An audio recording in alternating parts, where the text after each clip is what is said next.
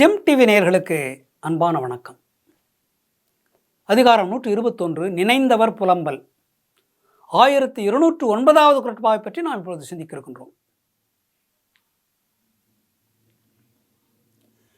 விழியும் என் இன்னுயிர் வேறல்லம் என்பார் அழியின்மை ஆற்ற நினைந்து.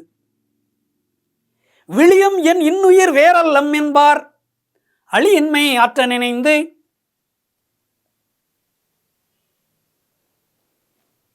என் உள்ளம் வேறு, அவர் உள்ளம் வேறு அல்ல. இருவருடைய உள்ளமும் ஒரே மாதிரி தான். காதலால் நிரம்பிய உள்ளம். என் உள்ளத்தில் எப்படி நிரம்பி இருக்கிறதோ காதல் உணர்வு, அதே போல் அவருடைய உள்ளத்திலும் காதல் உணர்வு நிரம்பி இருக்கிறது. ஒன்றும் வித்தியாசம் இல்லை. ஒருவருக்கொருவர் அன்புடன் தான் இருக்கிறோம்.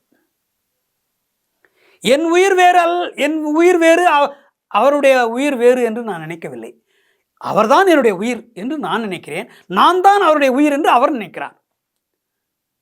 உடம்பு தான் வேறு, 2 உடம்பு, ஆனால் உயிர் ஒன்று என்று நாங்கள் நினைக்கிறோம். அப்படித்தான் நினைக்க வேண்டும். உண்மையான காதலர்களாக இருந்தால், உண்மையான கணவன் மனைவியாக இருந்தால், உடல்தான் வேறு, எங்களுக்கு 2 உயிர் இல்லை, ஒரே உயிர் தான். என்னிடத்தில் இருக்கிற உயிர் தான் அவரிடத்தில் இருக்கிறது, அவரிடத்தில் இருக்கிற உயிர் தான் என்னிடத்தில் இருக்கிறது. எவ்வளவு உயர்ந்த சிந்தனை! உலகத்தில் எந்த ஒரு புலவனும் இப்படி பாடியிருக்க முடியாது. திருவள்ளுவரை போல இந்த காதல் உணர்வை இவ்வளவு அழகாக, அற்புதமாக, உயர்ந்ததாக, உயர்ந்த காதலை யாராலும் சொல்ல முடியாது. விழியும் என் இன்னுயிர் வேறல்லம் என்பார் அழியின்மையாற்ற நினைந்து.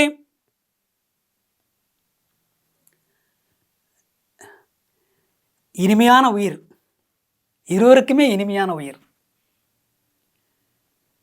உன்னை விட்டு நான் பிரிய மாட்டேன், சத்தியமாக சொல்கிறேன்.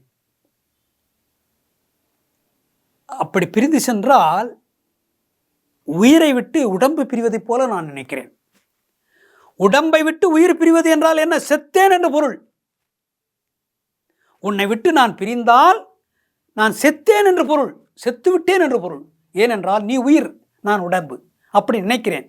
உன்னை விட்டு நான் பிரிந்தால், உயிரை விட்டு உடம்பு பிரிந்தால் என்ன? பிணம், செத்துவிட்டேன் என்று பொருள். அப்படி சொன்னாயே, அப்படி சொன்னீர்களே, இத்தனை நாள் பிரிந்திருக்கிறீர்களே. விழியும் என் இன்னுயிர் வேறல்லம் என்பார். அப்படி நான் உன்னை விட்டு பிரிய நேர்ந்தால் அது செத்ததுக்கு சமானம் என்று சொன்னாயே, இப்பொழுது பிரிந்திருக்கிறீர்களே, இது என்ன நியாயம்? எனக்கு இன்பத்தை வழங்காமல் என்னை விட்டு பிரிந்திருக்கிறீர்களே, இது என்ன நியாயம்? நான் செத்தவளா அல்லது நீங்கள் செத்தவரா? என் உடம்பில் உங்கள் உயிர் இல்லையா அல்லது உங்கள் உடம்பிலே என்னுடைய உயிர் இல்லையா? பிரிந்து விட்டாலே நீங்களும் செத்தவர்தான், நானும் செத்தவள் தான். ஆனால் என்ன சொன்னீர்கள் ஆரம்பத்தில்?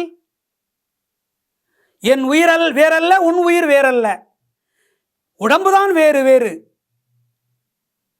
நான் ஆணாக பிறந்து விட்டேன், நீ பெண்ணாக பிறந்து விட்டாய், ஆனாலும் உயிர் ஒன்றுதான் என்று சொன்னீர்கள். அந்த உயிரை விட்டு எப்படி பிரிந்தீர்கள்? இதுதான் நீங்கள் எனக்கு செய்கின்ற உதவியா? என்னை காப்பாற்றுகின்ற லட்சணம் இதுதானா? என் உயிரை காப்பேன் என்று சொன்னீர்களே, உன்னை விட்டு பிரிய மாட்டேன் என்று சொன்னீர்களே, அதுக்கு என்ன பொருள்? என் உயிர் இருக்கின்ற வரைக்கும் பிரிய மாட்டேன் என்று சொன்னீர்களே, அதனுடைய பொருள் என்ன? இப்பொழுது அது பொய்த்து விட்டது. நீங்கள் சொன்ன சொல் பொய்த்து விட்டது. பொய் பேசினீர்கள். நீங்கள் அளித்த உறுதிமொழியை மீறிவிட்டீர்கள். இப்படியெல்லாம் நினைக்கிறாள் தலைவி. காரணம் என்ன? பிரிவை தாங்க முடியவில்லை. எவ்வளவு பெரிய பிரிவு! 1 நாளா 2 நாளா? எத்தனை நாள் இவள் காமத்தை அடக்கிக் கொண்டிருப்பாள்? அழகாக ஆடைகளை அணிய முடியவில்லை, விதவிதமாக வண்ண வண்ண ஆடைகளை அணிய முடியவில்லை, விரும்பிய வகையிலே நகைகளை பூட்டிக் கொள்ள முடியவில்லை, நகைகளை அணிந்து கொள்ள முடியவில்லை, விரும்பிய இடங்களுக்கு இருவரும் சேர்ந்து ஜோடியாக போவார்களே, அது நடக்கவில்லை. ஒரு திரைப்படத்திற்கு இருவரும் சேர்ந்து போவார்களே, அது நடக்க முடியவில்லை, அது நடக்கவில்லை. கோயிலுக்கு செல்கின்ற பொழுது இருவரும் அழகாக பட்டு உடுத்தி கொண்டு பட்டாடை அணிந்து கொண்டு போவார்களே, அது இல்லை. எதுவுமே நடக்கவில்லை, எங்குமே என்னால் போக முடியவில்லை. இந்த நிலைமைக்கெல்லாம் காரணம் என்னை விட்டு நீங்கள் பிரிந்திருப்பது ஒன்றுதான் காரணம். எதையோ நினைத்து புலம்புகிறாள் தலைவி. உண்மையான காதலர்கள், உண்மையான கணவன் மனைவி என்றால் இப்படித்தான் புலம்புவார்கள், இப்படித்தான் புலம்ப வேண்டும். அதுதான் உண்மையான காதலுக்கு, உண்மையான இல்லறத்திற்கு, இல்லற வாழ்வுக்கு அடையாளம் அதுதான் என்று திருவள்ளுவர் இந்த குறளிலே பதிவு செய்கின்றார். மீண்டும் நாளை சந்திப்போம்.